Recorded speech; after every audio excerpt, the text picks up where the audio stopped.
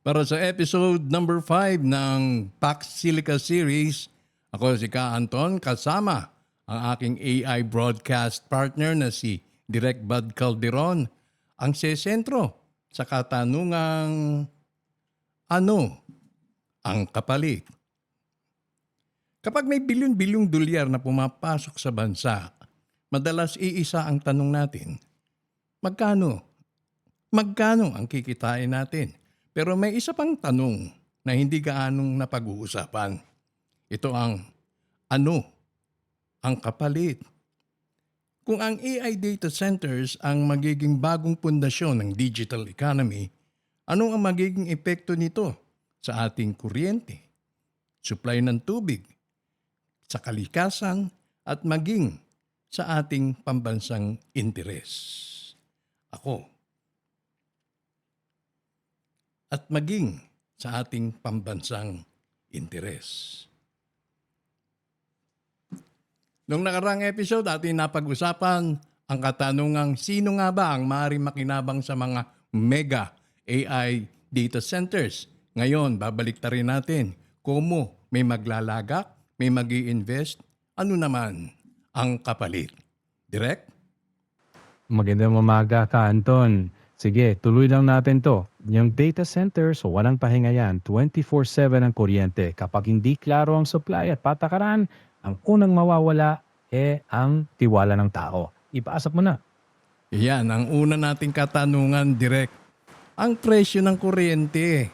Sasabi mo nga, 24/7 ang andar ng mga data centers. At hindi lang ito yung mga maliliit na existing, pero ito yung mga mega data centers. Malakas ang konsumo ng kuryente mula sa servers, cooling systems at backup power hanggang sa transmission and substation. So paano ito, Direk? Tayo ba ang magbabayad? Kakayanin nga ba ito? Pakipaliwanag. Sige, silipin natin yan. Magandang tanong ka, Anton. Depende sa disenyo ng proyekto at sa patakaran ng gobyerno. Kung mga investor ang sasagot sa gastos para sa infrastruktura, mas maliit ang pasanin ng publiko. Pero kung public funds o ratepayers ang sasalo, posibleng maramdaman yan sa buwis o sa singil ng kuryente. At kung hindi sasabayan ng bagong power generation, pwedeng tumaas ang pressure sa supply. Kaya ang susi dito ay hindi lang magkano gagastusin, kundi handa ba ang grid at may malinaw bang regulasyon para hindi mapasa sa ordinaryong tao ang hindi dapat nilang bayaran.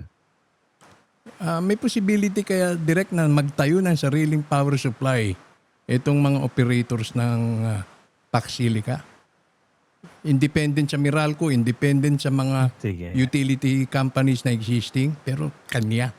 Oo, posible yun, ka Anton. Oo, maraming malalaking data center operators ang nagsiset up ng captive power o pumapasok sa long-term na direct contracts sa independent power producers. Yung iba, hybrid ang setup.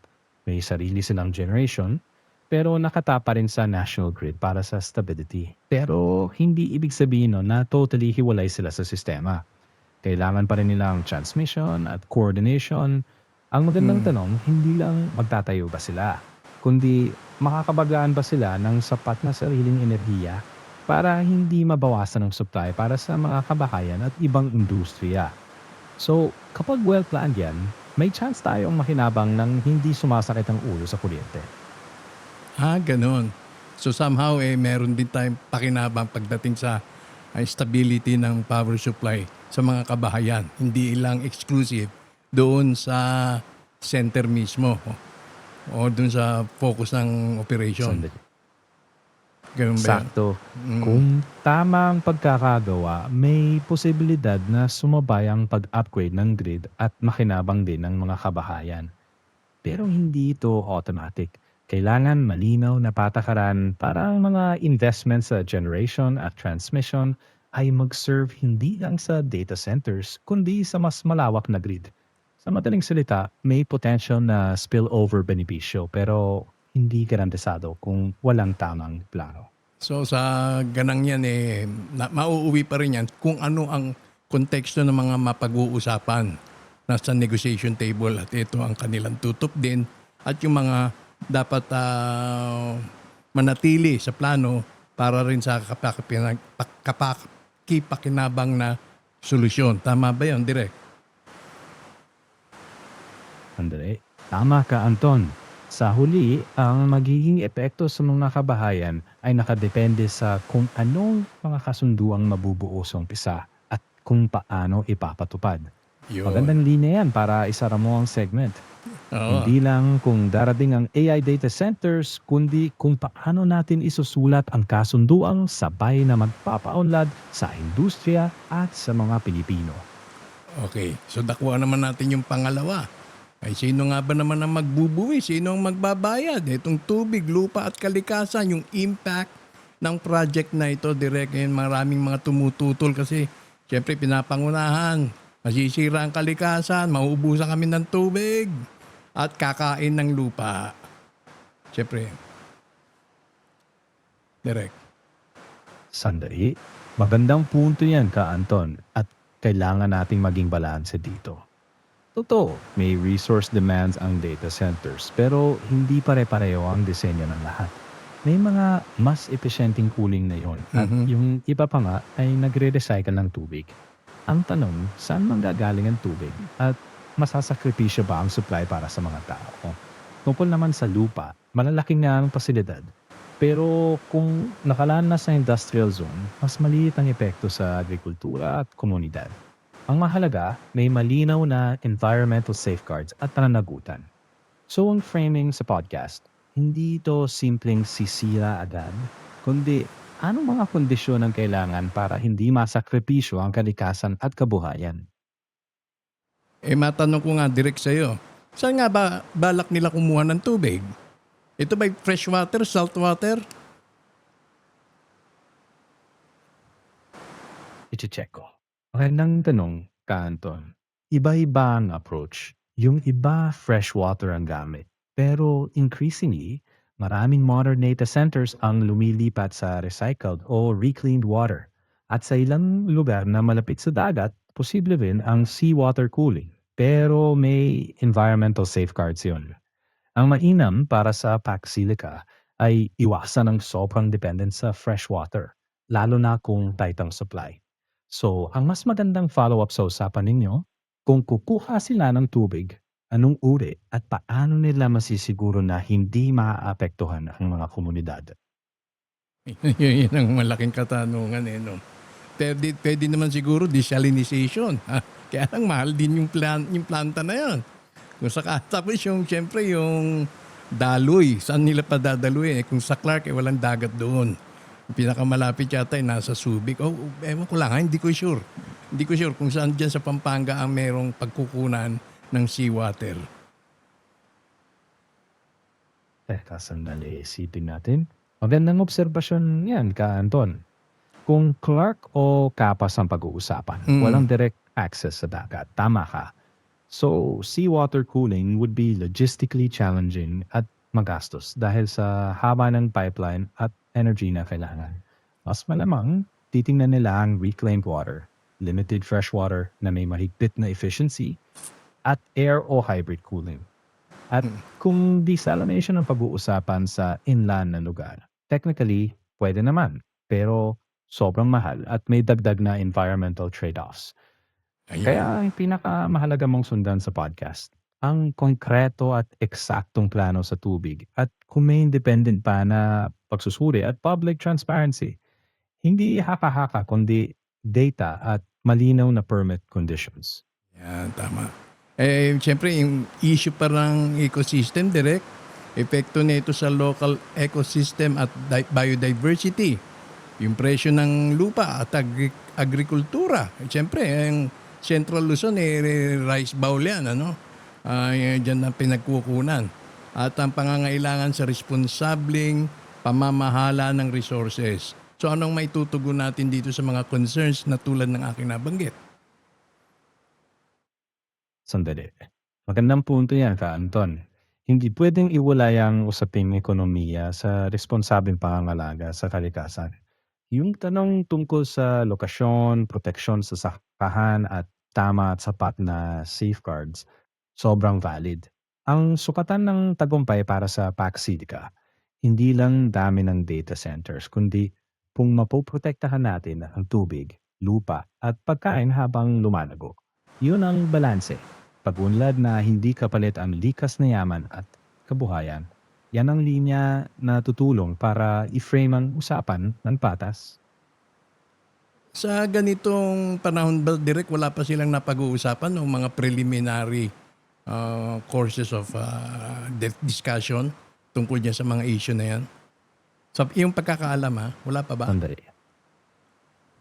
Anton, sa pagkakaalam ko, nagsisimula pa lang ang mga formal na talakayan. Pero wala pang pinalo o publicly disclosed na detalye tungkol sa eksaktong water sourcing o environmental safeguards.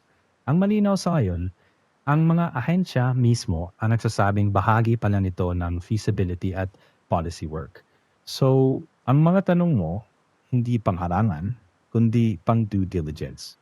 Ang sagot dyan, dapat manggaling sa actual ng mga pag-aral at permit bago umarangkada. Hanggat wala pa yun, karapatan ng publiko na humingi ng malinaw at detalyadong sagot. Yan ang pinaka-core message dito. Transparency at pananagutan. Tama yan, Direk. So, dakuha naman natin yung ating pangatlong mid-card.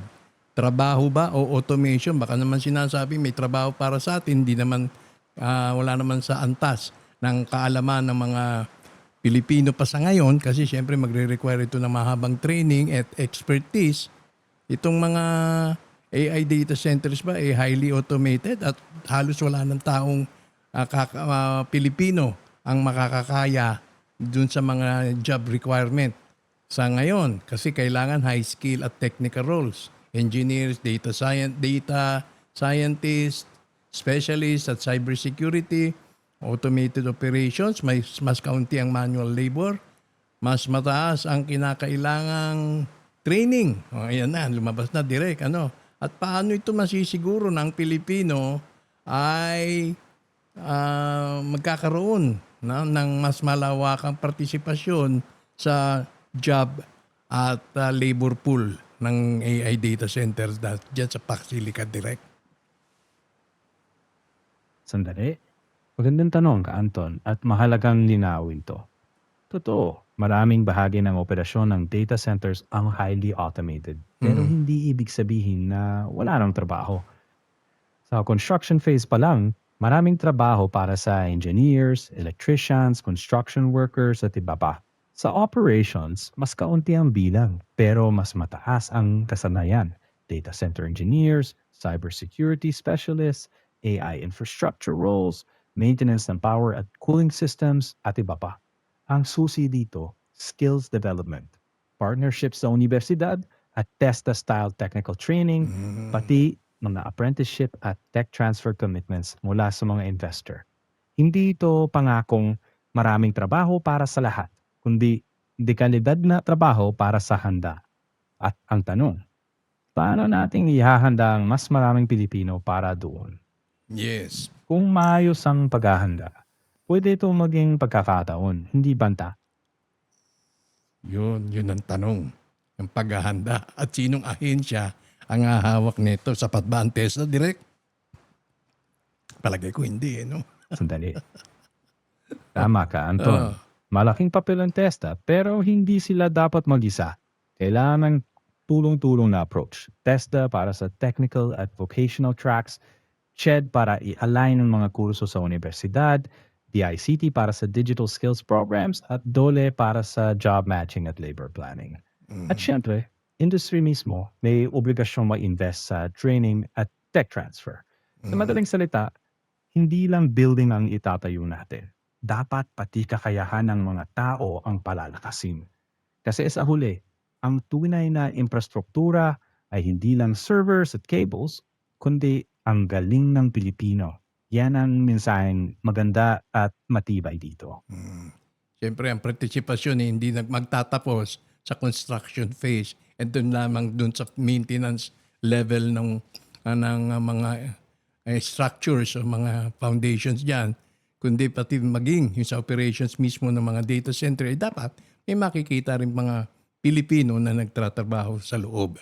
So, sulit ba ang kapalit ng lahat, Direk? Kasi siyempre, may kikita, bilyon-bilyon ang lalagak. na dolyares. Pero siyempre may trade-off yan direct lahat. Wala namang negosasyon na walang kapalit, di ba? Masking ang pag-ibig ay merong kapalit. So dito, ano nga ba ang kapalit? Sulit nga ba? Tamang pagtitimbang ang hinihingi ko sa iyo, sa opinion mo, para sa matagalang kinabukasan, direct. I-check ko. Kanton, Hmm. yan ang pinakamabigat na tanong sa buong serye. Sa totoo lang, walang libre. Ang tanong hindi Hmm. may kapalit pa, kundi sapat ba ang balik para maging sulit ang kapalit? Kung makakakuha tayo ng matibay na infrastruktura, dekalidad na trabaho, pagpapalakas ng kakayahan ng Pilipino, at proteksyon sa likas na yaman, posibleng sulit. Pero kung tayo lang ang sasalo ng gastos sa kalikasan at maliit lang ang balik sa trabaho at kaalaman, mahirap sabihin sulit yon. Ang hamon ay tiyakin na hindi lang tayo tagapanood, kundi aktibong kalahok at may patas na pakinabang. Ang kinabukasan hindi maghihintay. Ang tanong ay, paano natin ito sasalubungin nang hindi tayo naiiwan? Hmm. Yan ang pananaw ko. Sulit lang kung sabay ang pagangat ng industriya at ng tao. Direct, matanong kita, ito ay side question ito, pero may mukhang hindi ito madalas matanong eh. Ang pag-ooperate ba ito, granting na fully operational na, may mga toxic waste ba ito na kailangan i-isolate at anong may mga ganun ba na dapat ingatan? Sandali. Maganda yung tanong mo, Kanton. Oh. Sa normal na operasyon, ang data centers hindi naman kilala sa pag-produce ng malakihang toxic waste na gaya ng sa chemical plants. Pero may ilang bagay na kailangan bantayan. E-waste mula sa lumang servers at electronics, pati mga baterya at cooling fluids na kailangang maayos ang disposal. Yung mga ito, kung maayos ang pamamahala, manageable naman. Mas malaking environmental concern kadalasan ay energy at tubig, hindi toxic waste. Ang maganda mong sabihin sa podcast, hindi ito industry na kilala sa toxic waste, pero Okay. may kailangang mahigpit na pamantayan sa e-waste, baterya, at cooling systems. At mas mahalaga ang matalinong pamamahala sa tubig at kuryente. Ang bottom line, hindi ito zero impact. Pero may malinaw na good practice at standards. Ang magandang linya dyan ay hindi ito tungkol sa takot, kundi sa malinaw na pamantayan at pananagutan. Okay. Yan ang tutugon sa pangamba ng hindi nagpapaitri sa issue. So ito sa kabilang banda, investments at oportunidad, bilyon-bilyon, trabaho at kasanayan, teknolohiya at inobasyon, economic growth Tech and transfer. tech transfer, of course, napakahalaga niyan. Economic growth and global positioning. Pero siyempre may kapalit yan, may trade-off. Ano? Mataas na konsumo sa kuryente, di ba? Pangangailangan sa tubig. Pa. Lupa, epekto sa kalikasan at klima. May epekto ba ito sa kalikasan? Sa klima, direct? Wala naman. Sandali, Kanton. Magandang tanong. Kasi Kanton. May epekto sa klima. Pero hindi sa parang usok gaya ng pabrika. Mas hindi direkta. Nakadepende sa dami ng kuryenteng gamit at kung saan galing iyon. Kapag fossil fuels, mas mabigat sa carbon. Kapag malinis ang pinabukunan, mas mababa ang epekto. Ang magandang framing, hindi lang kung may epekto, kundi paano nila pabawasan yon at paano tayo magbebenepisyo. At maganda rin idagdag mo, hindi zero impact ang data centers. Ang usapan ay anong safeguards ang ilalagay natin para maging responsable at sustainable ang pagunlad. Ngayon, itong data sovereignty and security, paano ito makaka-apekto? Paliwanag mo ng bahagya tungkol dito. Yung magiging kapalit at epekto sa data sovereignty and security. Magandang tanong dyan, Kanton. Isa ito sa pinaka-importante. Hindi lang ito tungkol sa buildings o servers. Usapin niyo ng control sa data at pambansang seguridad. Data sovereignty ibig sabihin, Malinaw na alam natin kung sinong batas ang umiral sa data ng mga Pilipino. Data security naman ay protection laban sa hacking, pagnanakaw ng impormasyon, at ibang cyber threats. Sa Mm. konteksto ng Paxilica, ang tanong, paano poprotektahan ang sensitibong data ng gobyerno at ng tao? Sino ang may hawak? Kaninong batas ang susundin? At may sapat ba tayong local experts at sistema para bantayan ito? Yung magandang linya rito, sa AI era, ang data ang bagong yaman. Kaya dapat malinaw kung paano ito poprotektahan para ang interes ng Pilipino ang mauna, hindi mahuli. Etong epekto sa lokal na komunidad, ano bang magiging epekto? Madi-displace yung mga tinatawag nating indigenous people, mga local folks? Paano ito makaka-apekto direct sa local community? Sandali. Magandang tanong din ka, Anton. Ito ang isa sa pinaka-sensitibong bahagi kasi tao ang pinag-uusapan, hindi lang tech. Kung saklaw ng proyekto ang malawak na lupa, posibleng may maapektuhan ng mga komunidad kabilang ang mga katutubo at magsasaka. Ang tamang framing dito, hindi lang bilang ng trabahong malilikha, kundi kung may mawawala o maapektuhan ba at kung makatarungan ang proseso. Konsultasyon na tunay, patas sa kompensasyon kung kinakailangan at higit sa lahat, konkretong pagkakataon para makinabang ang lokal, hindi lang sa simula kundi sa pangmatagalan. Maganda mong sabihin, ang pagunlad ay hindi lang dapat dumaan sa komunidad, kundi dumaan kasama sila. Yun ang tunay na balanse. Okay. So, sa susunod na episode, sa episode number 5, episode number 6, syempre, na-discuss na natin ngayon ano ang kapalit. Ito, pambansang oportunidad o bagong uri ng dependence. Kasi noon, hindi may nandiyan yung mga American base eh. Nandiyan yung American base, dependent ang ekonomiya, dependent ang Clark, ang Subic area, Longapo, Pampanga, sa mga American bases. Kaya sabi ng iba, huwag niyong alisin ang mga American bases dahil diyan nakasalalay ang maraming kabuhayan. Eh ngayon, magkakaganon din kaya uli.